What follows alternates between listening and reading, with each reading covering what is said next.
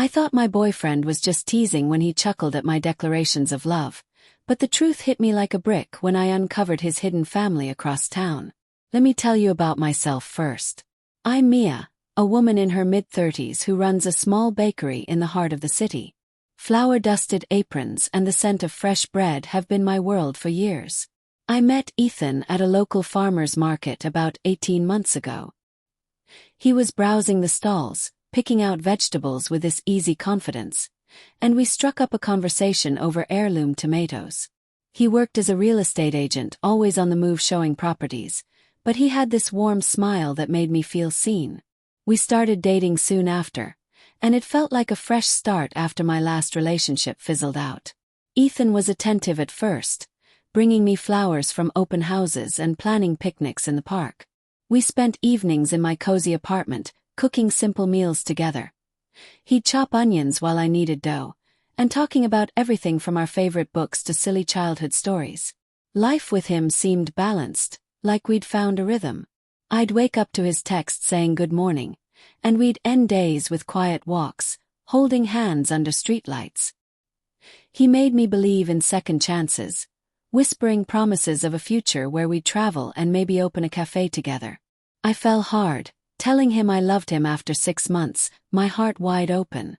But his reactions started to feel off. Whenever I'd say those 3 words, he'd laugh lightly like it was a joke. "You're too sweet, Mia," he'd reply, pulling me into a hug but never quite saying it back. I'd brush it aside, thinking he was just guarded from past hurts. He'd mentioned an ex who broke his trust. Still it nagged at me. Small things began to stand out. His phone would ring at odd hours and he'd step outside to answer, coming back with vague explanations like, "Client with a last-minute question." I'd nod, not wanting to pry, but wonder why real estate emergencies happened at midnight. Then there were the weekends he vanished. "Out of town showing a property," he'd text, and I'd spend those days alone, baking extra batches to fill the time. When he returned, he'd be affectionate, but distant in a way I couldn't pinpoint. One night, over dinner at my place, I asked about his family. He rarely talked about them. "Oh, they're fine, just busy," he said with a shrug, changing the topic to my latest cookie recipe. My mind would spin later. Was he hiding something? Or was I reading too much into his independence? The doubts built slowly, like crumbs accumulating on a counter. I noticed receipts in his jacket for kids' toys and women's clothing, stuff that didn't match anything we discussed. "Gifts for my niece," he explained when I asked casually, but his eyes shifted away. Another time I saw a photo on his phone's lock screen, a quick glimpse before he snatched it back, of him with a woman and 2 young kids at a beach. "Old friends," he muttered, but the image stuck with me. I'd lie awake, heart aching, telling myself to trust him. We had a fight about it once, after he cancelled plans last minute. "Why do you always disappear?" I pressed, voice trembling. He sighed, running a hand through his hair. "Mia, it's work. Don't make this into something it's not." His tone was sharp, and he laughed it off later, but the laughter felt mocking now. Inside, fear mixed with love, making me question my instincts. Was I being clingy, or was something truly wrong? The breaking point came on a stormy Saturday. Ethan had said he was at an open house all day, so I decided to surprise him with lunch at his office. But when I arrived, his assistant looked confused. "He's not here today, took personal time." My stomach dropped. I drove to his apartment, rain pounding the windshield, a bad feeling growing.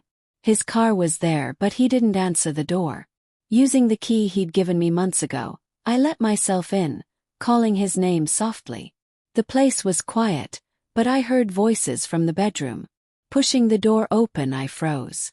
There he was, on the bed with a woman, laughing as they scrolled through photos on his phone. 2 kids played on the floor nearby, building with blocks. The woman looked up first, startled. "Who are you?" Ethan jumped up, face draining of color.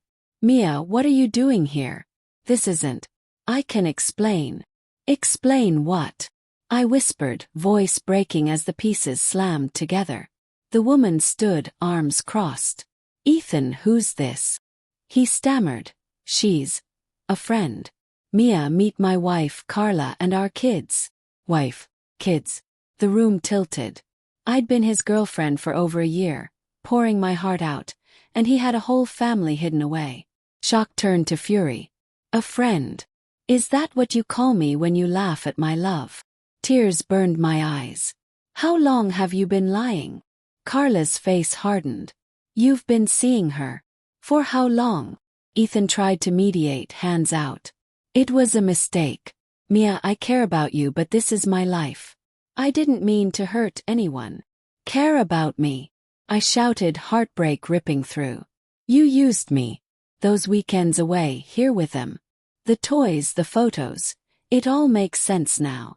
The kids stared wide-eyed, and I felt a pang for them, innocent in this mess. Carla demanded answers, and Ethan confessed. They'd been married 8 years, hit a rough patch, and he started seeing me for excitement. No plans to leave her. Just a double life for thrills. I felt sick, used, my love a punchline to him. I left that day, key thrown on the table, blocking his number as apologies flooded in. No big scene, I just walked away, rain soaking me but freer somehow. The months after were tough. I threw myself into the bakery, creating new recipes to mend my heart. Therapy helped sort the anger and self-doubt. Why didn't I see it? But I emerged stronger, dating myself first, learning to spot real love. Ethan tried reaching out once, but I ignored it. Quiet revenge came in living well, without him. His laughter echoes sometimes, but now I know my worth isn't a joke. If someone mocks your heart, dig deeper. The truth might set you free, even if it breaks you first.